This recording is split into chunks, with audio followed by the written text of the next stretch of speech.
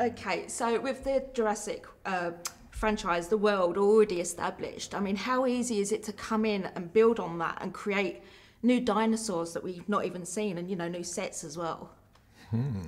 Well, great question. There's such a huge legacy in the franchise already. So, you know, what an amazing place to start. And it's super inspiring. It's incredibly terrifying because you're following in the footsteps of Stan Winston and Dennis Muren and trying to build on the legacy of work that they've provided. So on Jurassic World Fallen Kingdom, we had 21 different species of dinosaurs. That's more than there have been in any one of the films up to this point. 7 of them were completely brand new.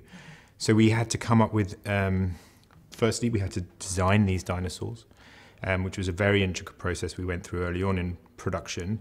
But what we realized really, really early on was that we needed to have a really diverse range of tools to bring those dinosaurs, those digital creations, onto set, so that the actors could interact with them, so that the camera could see what it was framing up on, so the director could actually direct a performance, and we could, you know, breathe physical life into those. So that's where, you know, Neal and I worked together incredibly closely.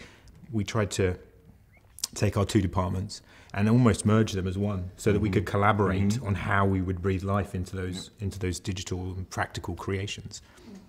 And how much actually kind of research goes into that? Do you have to get in like a paleontologist, is that the right word, to come along and, you know, give you a few pointers as well? Yeah, we had a consultant paleontologist, Jack Horner, who we talked to throughout the production. We start with skeletons. That's where we begin, with fossil records, because more than anything, these things need to be real. And you need to understand how they work anatomically, where the muscles attach to the bones and how the skin would flow over those muscles.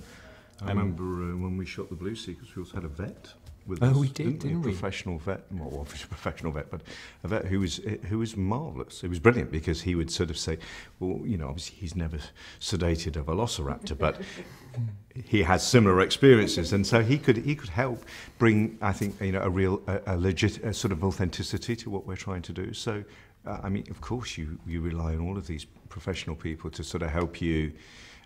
One, I think, understand the present day, you know, thought of what a particular dinosaur may be like, because obviously years have passed and discoveries happen every day. And so to a large extent they have to be encompassed too. The whole idea of birds and feathers and that these characters had hollow bones, etc. You know, these dinosaurs had hollow bones. Puts a new perspective potentially on what any one of them may look like. And so I think that was delved into on several occasions, especially with the Indoraptor, where one needs to see the quills and all of these things coming in. So it's really easy to get carried away in filmmaking, and especially in visual effects, where almost anything is possible.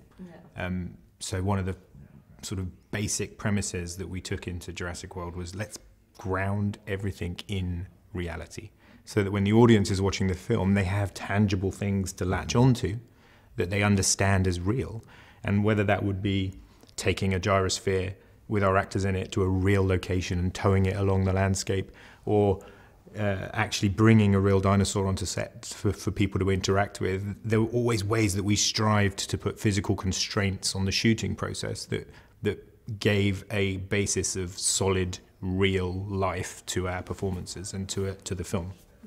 I also think that the dinosaurs this time around are looking a lot more realistic than they have done in the past. Oh, we like you. I mean, how many hours goes into, you know, just doing those little, making sure those little details are correct? I mean, hundreds. I mean, literally, isn't it? I mean, you know, thousands. I mean, thousands of hours. Yeah, absolutely. And we were saying earlier what was tremendous with what we were able to do this time between ourselves and David is that obviously I have a crew of people that are, should I say, physical artists. In other words, they work in the physical world and they sculpt in clay, they paint with real paint, and they do all of these things.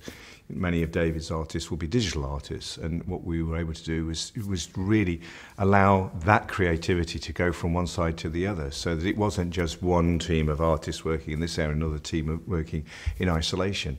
We were able to share techniques. So some of the things that we would paint would go back. Some of the things that David's guys would pose for us, they would give it back. So there's constant sharing, which is actually was amazing.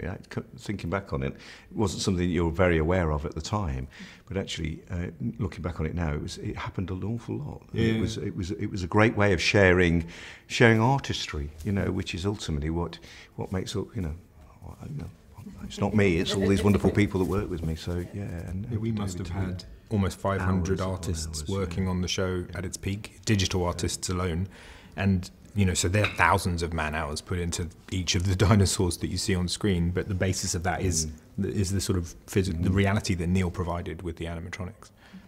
And finally, I mean, obviously you guys work on Star Wars as well, and you're working on this franchise as well. I mean, how different is the two universes to work from? Is it an easy transition to go from, say, working with dinosaurs to outer space? I think in many ways they're similar, and I say they're similar because they're two of the most beloved franchises that I know of. And it's an extraordinary thing that when you are involved with either of those films is that you do have this legacy that sits behind you. I would add another version of that if James Bond. I mean, James Bond has a very specific feel about it. When you go to see a James Bond film, you hope to see certain things. And if you're denied those things, somehow it doesn't feel James Bond. Still a great film, but it's not James Bond.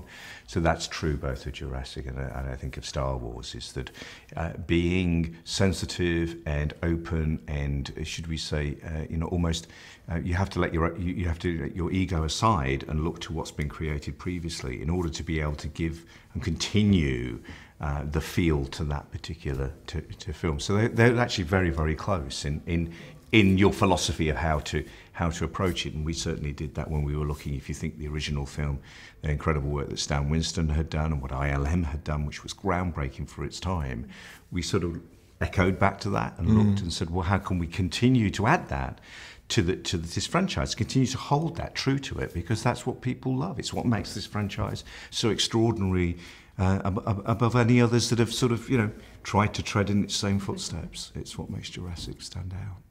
Okay, well, thank you very much for your time today, guys. Pleasure. Thank you. Ladies and gentlemen, you're watching Hey You Guys! Hey You Guys, huh? Hey You Guys. Is that from the Goonies? It is indeed, yes. Nice. Hey!